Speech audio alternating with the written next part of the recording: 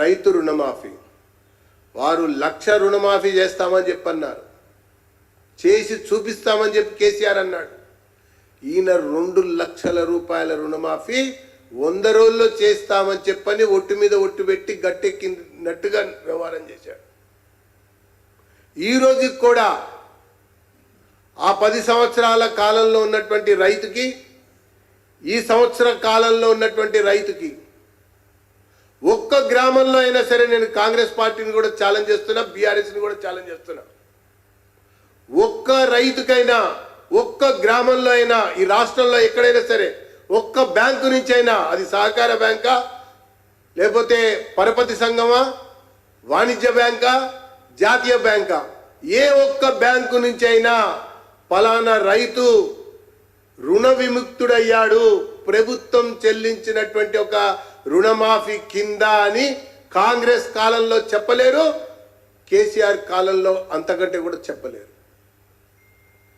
అంటే మోసగించడంలో ఒకరిని మించినటువంటి ఒకరుగా వ్యవహారం చేస్తూ వస్తా ఉన్నారు. అప్పుడు కూడా అంతే, అయ్యప్ప సొసైటీకి సంబంధించినటువంటి కట్టడాల్ని కూలగొట్టడంలో కేసీఆర్ మొదటి సంవత్సరంలోనే చాలా వేగంగా ముందుకెళ్ళాడు. ఆ తర్వాత అన్ని కూడా సక్రమం అయిపోయినాయి కట్టడాలు. ఇప్పుడు కూడా రేవంత్ మొదటి కాలంలోనే అక్రమ కట్టడాలంటూ కూలగొట్టడం ప్రారంభిస్తున్నామని చెప్పంటూ వీటిని కూడా సక్రమం చేసేస్తా ఉన్నాడు. ఇక అప్పుడు కే ట్యాక్స్ ఉంది, ఇప్పుడు ఆర్ ట్యాక్స్ ఉంది. అప్పుడున్న ముఖ్యమంత్రి ఫామ్ హౌస్లో ఉండి పరిపాలన చేస్తా వచ్చాడు. ఇప్పుడున్న ముఖ్యమంత్రి ఢిల్లీలో కూర్చుని పరిపాలన చేస్తా ఉన్నాడు. అసలు వీళ్ళిద్దరి మధ్య ఏం తేడా ఉందని విమర్శించుకుంటున్నారు. అదే ప్రణాళిక, అదే ఆలోచన, అదే సమాలోచన, దాని కొనసాగింపుగానే వీళ్ళ అడుగులకు మడుగులెత్తుతూ వాళ్ళు వేసిన బాటలోనే పయనిస్తున్నటువంటిది పార్టీ కాంగ్రెస్ ప్రభుత్వం అని చెప్పని నేను పేర్కొంటా ఉన్నా. అందుకనే రాహుల్ గాంధీకి లెఫ్ట్ ఐ కేసీఆర్ అయితే రైట్ ఐ రేవంత్ రెడ్డిలా వ్యవహరిస్తూ ఇద్దరు కలిసి ఆ రకంగా నడుస్తున్నటువంటి వ్యవహారం చాలా స్పష్టంగా కనబడ్డదని చెప్పని నేను పేర్కొంటా ఉన్నా. ఇకపోతే ఆదానికి సంబంధించినటువంటి డొనేషన్ని మేము తిరస్కరించాము. ఆదానితో మా ఒప్పందాలు ఇలా ఉన్నాయి, అప్పుడు మీ ఒప్పందాలు ఇలా ఉన్నాయి అని చెప్పని ప్రెస్ కాన్ఫరెన్స్లు పెట్టి ఇద్దరు కూడా మాట్లాడారు. ఆదాని యొక్క డొనేషన్ని తిరస్కరించారు. మరి రేవంత్ రెడ్డి గారు కాళేశ్వరం కుంగటానికి కారణమైనటువంటి కాంట్రాక్టర్, కాళేశ్వరం కొట్టుకుపోవటానికి కారకులైనటువంటి కాంట్రాక్టర్లు, అంటే ఈ తెలంగాణ రాష్ట్రంలో తెలంగాణ ఖజానాతో నిర్మాణం చేసినటువంటి కాళేశ్వరం కుంగితే, కాళేశ్వరం కొంత కొట్టుకుపోతే కట్టినటువంటి కాంట్రాక్టర్ల నుంచి మళ్ళీ డొనేషన్ నువ్వు ఎందుకు వాపసు ఇవ్వలేదు అని చెప్పని నేను అడుగుతా ఉన్నా. దాంతోపాటుగా చెరువులు ఆక్రమణలు చేసి రియల్ ఎస్టేట్ వ్యాపారంగా మార్చి కోట్ల రూపాయల వ్యాపారం చేసినటువంటి ఒక బిల్డర్లు ఆక్రమణదారులని, అక్రమ కట్టడాలని హైడ్రా చెప్పంగా కూడా, నోటీసులు ఇవ్వంగా కూడా మరి ఆ యొక్క బిల్డర్లు ఇచ్చినటువంటి డొనేషన్లని నువ్వు ఎందుకు తిప్పి పంపలేదు అని చెప్పని భారతీయ జనతా పార్టీ సూటిగా అడుగుతా ఉన్నది.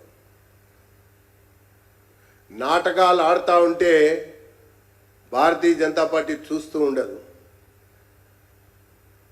ఇష్టం వచ్చినట్టుగా వ్యవహారాలు చేస్తూ ఉంటే భారతీయ జనతా పార్టీ ఒక బాధ్యతాయుతమైనటువంటి ఒక రాజకీయ పార్టీగా ఈ రాష్ట్ర ప్రజలు అనేక విషయాలపైన బరువు బాధ్యతలు మా పైన ఉంచినటువంటి ఒక రాజకీయ పార్టీగా ఖచ్చితంగా ఈ అంశాలపైన ఎండగడతాం, మీ బతుకులు బట్టబయలు చేస్తామని చెప్పని నేను ఈ సందర్భంగా పేర్కొంటా ఉన్నా.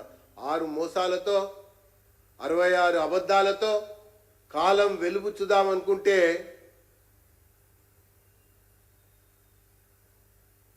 అంత సునాయాసంగా నిన్ను వదిలిపెడతారనుకుంటే పొరపాటు. ఇకపోతే అప్పటి విచారణ సంఘాలు కూడా డ్రగ్స్ విషయంలో కావచ్చు, ఇందిరమ్మ ఇళ్ల విషయంలో కావచ్చు, తర్వాత మియాపూర్ భూముల విషయంలో కావచ్చు, తర్వాత ఓటుకు నోటు విషయంలో కావచ్చు, ఏం జరిగినాయో అందరికీ తెలుసు. అది కేవలం ఈమెయిల్ బ్లాక్మెయిల్ పనిచేసినాయి. ఇప్పుడు కూడా అంతే. ఫోన్ ట్యాపింగు, తర్వాత డ్రగ్స్ విషయం, కాళేశ్వరం విషయం కూడా ఈ ప్రభుత్వం కూడా ఈమెయిల్ బ్లాక్మెయిల్ కొరకే ఉపయోగిస్తూ ఫిరాయింపులను కలుపుకోవటం, పెంచుకోవటం, పంచుకోవటమే జరుగుతూ ఉంది. ఇకపోతే ఇందిరమ్మ రాజ్యం అని చెప్పని చాలా గొప్పగా చెప్తున్నారు. 1వ తారీఖు నుంచి సంబరాలు చేస్తారట వీళ్ళు. ప్రజలతో కలిసి ఉత్సవాలు చేస్తారట. వీళ్ళకి ఇందిరమ్మ రాజ్యం అంటే బీర్లు అమ్ముకోవటం, భూములు అమ్ముకోవటం. వీళ్ళకి ఇందిరమ్మ రాజ్యం అంటే కూలగొట్టడం, కొల్లగొట్టడం. వీళ్ళకి ఇందిరమ్మ రాజ్యం అంటే దోచుకోవటం, దాచుకోవటం.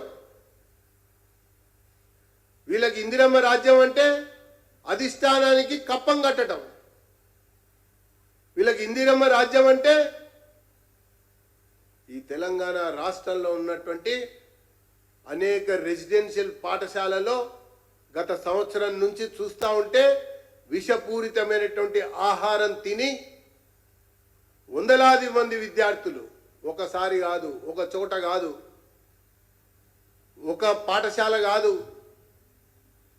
ఒక ఆశ్రమ పాఠశాల కాదు, అనేక పాఠశాలల్లో వందలాది మంది విద్యార్థులు అస్వస్థకు గురై ఒక ప్రాణం కూడా పోతే పట్టించుకునేటువంటి నాదుడు లేనటువంటి ఒక పాలన ఇది ఇందిరమ్మ రాజ్యానికి నిదర్శనంగా నడుస్తూ ఉంది.